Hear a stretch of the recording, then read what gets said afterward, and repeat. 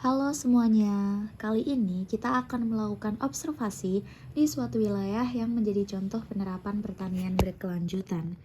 Kami melakukan observasi di Senfarm, Kota Bandung, yang merupakan sebuah tempat dengan konsep pertanian modern dengan memanfaatkan sistem yang berkelanjutan dan terintegrasi.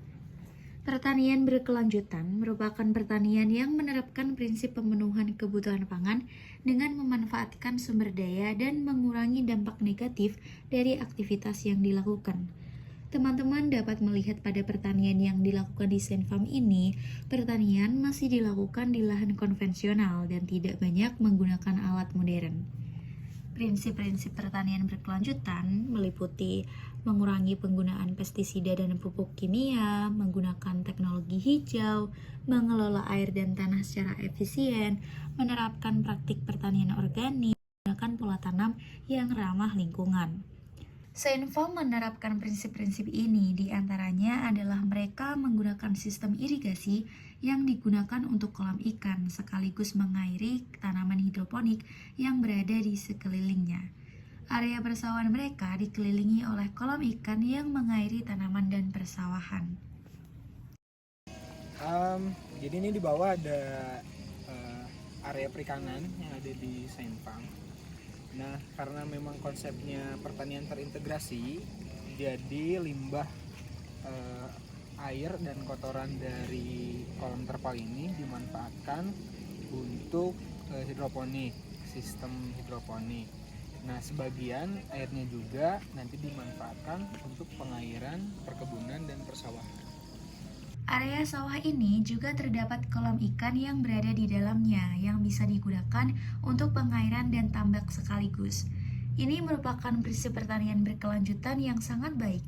Selain karena aspek ramah lingkungan tercapai, aspek ekonomi, sosial, dan kemasyarakatan juga terpenuhi. Dan pertanian di sini berarti untuk masyarakat sekitar juga ya? Betul. Ya, khususnya untuk di area persawahan, ini kita kerjasama dengan para petani lokal dengan sistem bagi hasil 70-30. 70 untuk petani, 30 untuk pemerintah kota Bandung. Termasuk pendapatannya. Berarti keberadaannya bisa langsung dirasakan oleh masyarakat. Betul. Selanjutnya, pertanian berkelanjutan memiliki prinsip pola tanam yang ramah lingkungan.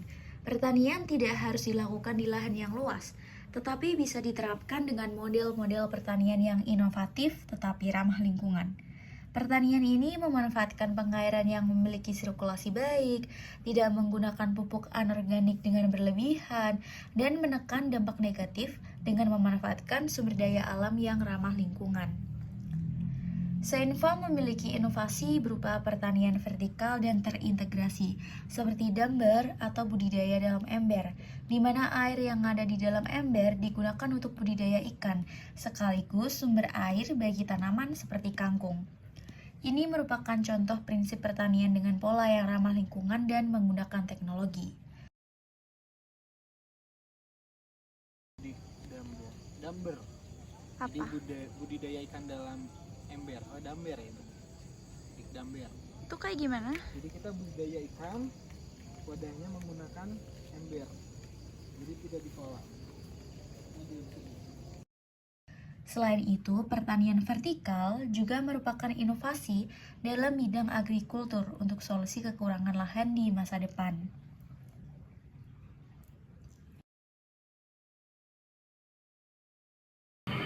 Jadi di Senpem ini kan luas lahannya 13 hektar. Nah, kebanyakan lahannya dari 13 hektar ini dipergunakan untuk persawahan.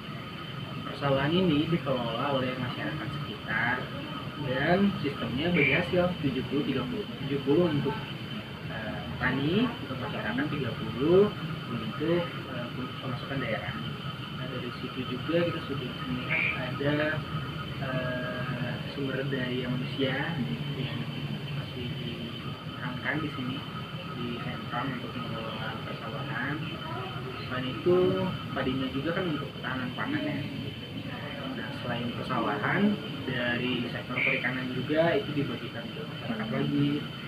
Ternaknya juga sama, perkebunannya pun juga sama dibagikan ke masyarakat. Karena memang tujuannya untuk ketahanan pangan, jadi Senfarm ini cukup memiliki peran penting untuk mendukung pertanian berkelanjutan. Dan ini untuk pupuknya juga menggunakan pupuk organik atau tetap menggunakan pupuk konvensional? Sejauh ini kita selalu mengutamakan pupuk organik, sangat meminimalisir penggunaan pupuk kimia. Karena tadi kan sistemnya terintegrasi, jadi limbah atau kotoran dari ternak itu dimanfaatkan untuk pupuk-pupuk. Jadi di sini mendukung keberlanjutan di masa depan nanti ya. Jadi pertaniannya juga dengan sistem yang ramah lingkungan dan juga bermanfaat bagi masyarakat sekitar.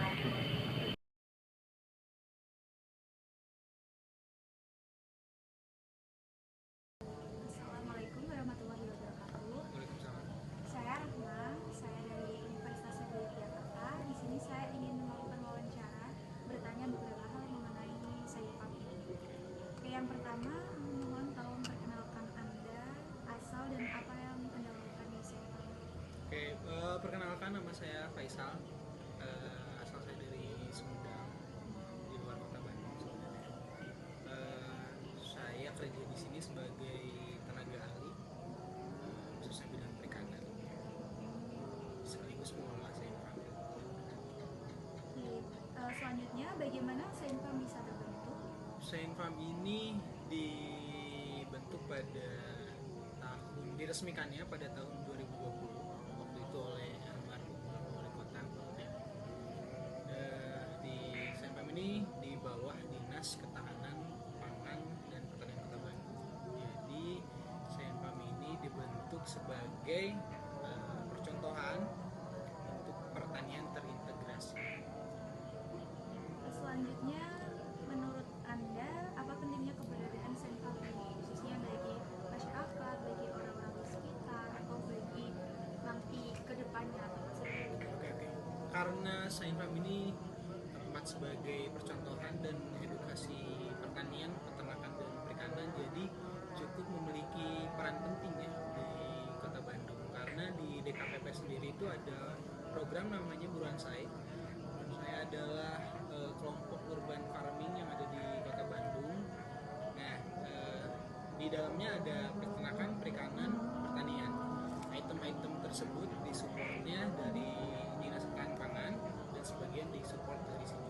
Jadi saya hidup sebagai penopang juga untuk kelompok urban farming yang ada di Kota Bandung. Dan apakah di sini itu menggunakan pupuk kompos alami dan lain sebagainya, atau tetap menggunakan pupuk yang ada? Kita sejauh ini difokuskan menggunakan pupuk organik, jadi sangat meminimalisir penggunaan pupuk kimia karena memang konsepnya terintegrasi. Jadi limbah dan atau kotoran dari ternak-ternak itu digunakan untuk pemupukan pertanian yang ada di sana. Selanjutnya, bagaimana kegiatan di Saifam ini berkontribusi terhadap pertanian berkelanjutan atau pertanian terintegrasi tadi? Oke, karena memang di sini kebanyakan luas lahannya itu digunakan untuk area persawahan, jadi cukup memiliki peran penting sebagai mata pencaharian masyarakat, sebagai ketahanan pangan juga. Selain itu, hasil perkebunan yang ada di Saifam itu kita bagikan juga kan untuk masyarakat. Tujuannya untuk ketahanan pangan itu. Bagaimana di Saifam ini mendukung pertanian secara berkelanjutan dan mendukung menjadi manfaat bagi masyarakat sekitar? Oke, salah satunya di Saifam itu kan ada persawahan, luas lahan seluas 13 hektar itu kebanyakan diperuntukkan untuk persawahan. Nah, si persawahan ini kan sistemnya bagi hasil dengan para petani 70-30 untuk petani, 30 untuk pemasukan daerah. Jadi dari situ juga kita sudah bisa salah satunya menjaga pangan, terus Pertanian berkelanjutan merupakan solusi untuk masa depan yang lebih baik. Dengan melakukan pertanian sebagai langkah pemenuhan kebutuhan pangan dengan mempertimbangkan kemampuan dan dampak di masa depan, kita dapat membantu generasi di masa mendatang memiliki kesempatan yang lebih baik untuk memenuhi kebutuhan mereka. Sekian dan terima kasih. Jangan lupa subscribe ya guys. See you.